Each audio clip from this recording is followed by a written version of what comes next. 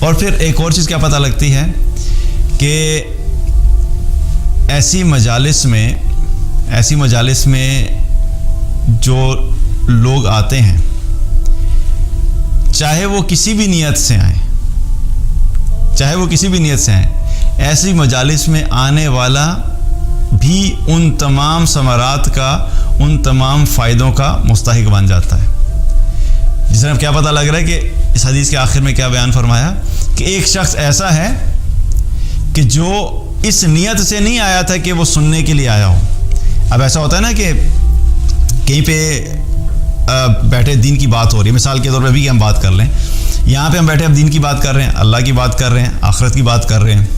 کوئی شخص آئے ابھی اور اس کو کوئی چیز چاہیے تھی، آپ سے کوئی چیز لینی تھی، اس نے آپ سے کاپی لینی تھی، پینسل لینی تھی، کوئی بھی چیز لینی تھی یا کوئی بات کرنی تھی. اب اس نے دیکھا کہ آپ بیٹھے ہوئے اور بزی ہیں، تو وہ کیا کہ وہ انتظار میں آ کے یہاں پہ سائڈ پہ بیٹھ گیا کہ یہ فارغ ہوگا تو میں اس سے بات کروں گا. آیا کس لیے؟ دنیاوی غرض سے. مقصد اس لیے نہیں تھا کہ پتہ لگا کہ یہاں پہ دین کی بات ہو رہی ہے اس لیے، بلکہ اس لیے آیا کہ کوئی اپنا دنیاوی کام تھا، تو بس وہ جب فارغ ہوگا تو میں کام اپنا کر کے چلا جاؤں گا. تو آ کے بیٹھ گیا.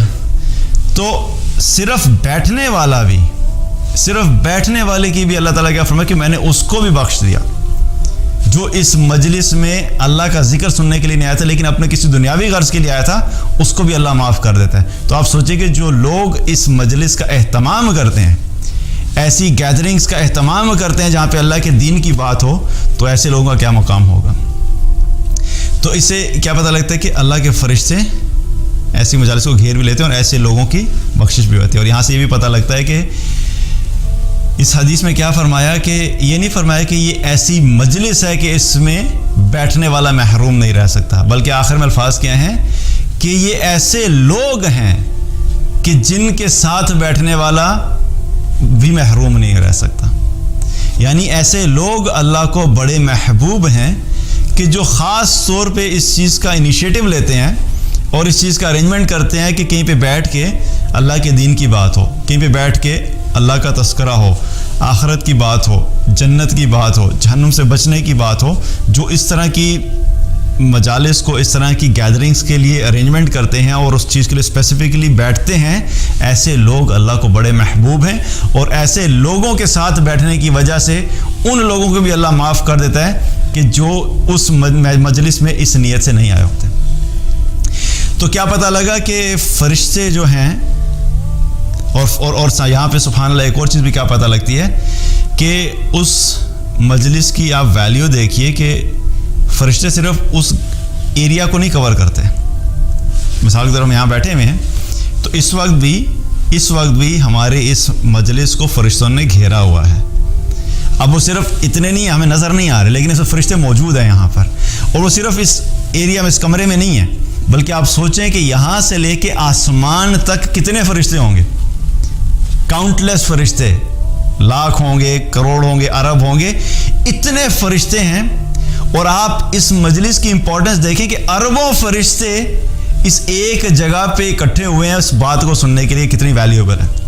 دنیا میں اگر کسی چیز کا، کسی بھی ایونٹ کا یا کسی بھی ایگزیبیشن کا یا کوئی بھی گلوبل ایونٹ ہوتا ہے تو اس کی جو سکسیس کا ایک کرائٹیریا کس چیز سے ڈیفائن کیا جاتا ہے کہ اس میں لوگ کتنے آئے تھے. ایسا ہی ہے نا کہ اگر بہت بڑا ایونٹ ارینج ہوا ہے گلوبلی اور بندے آئے ہیں اس میں 5، تو کوئی کہے گا کہ بڑا سکسیسفل ایونٹ تھا. لیکن اگر ایک بہت بڑا ایونٹ تھا تو اس کو بتایا جاتا ہے بھائی کتنے اس میں آڈینس کتنے آئے تھے. وہ کہتے ہیں جی 5 لاکھ بندہ وہاں پہ آیا تھا. تو لوگ کہتے ہیں واقعی بڑی بات ہے، بیکاز اس سے پتہ لگتا ہے کہ واقعی بہت بڑا ایونٹ تھا اور بہت امپورٹنٹ تھا. اب آپ سوچئے کہ چھوٹی سی جگہ پہ بیٹھے ہوئے ہیں، 5 بندے بھی نہیں، میں کہتا ہوں 2 بندے بھی بیٹھ کے صرف اس نیت سے بیٹھے ہیں کہ اللہ کے دین کی بات کر رہے ہیں، تو اس چھوٹی سی گیدرنگ کو بھی کروڑوں نہیں اربوں فرشتے گھیر لیتے ہیں. اس سے پتہ لگتا ہے کہ اس گیدرنگ کی امپورٹنس کتنی ہے کہ اس کے اندر جو پارٹیسپیشن ہے، انسان تو چاہے 2 بیٹھے ہوئے ہیں لیکن انسانوں کے ساتھ ساتھ فرشتے کے ہیں، اربوں فرشتے ایسی مجلس کو گھیر لیتے ہیں. اس مجلس کی امپورٹنس اور ویلیو کا پتہ لگتا ہے اس چیز سے بھی. تو یہ کیا ہے؟ اللہ کے دین کے لیے بیٹھ کے بات کرنا اتنی امپورٹنٹ بات ہے. دین کی بات پھیلانا صدقہ جاریہ ہے. ثواب کی نیت سے ویڈیو کو شیئر ضرور کیجیے. جزاک اللہ.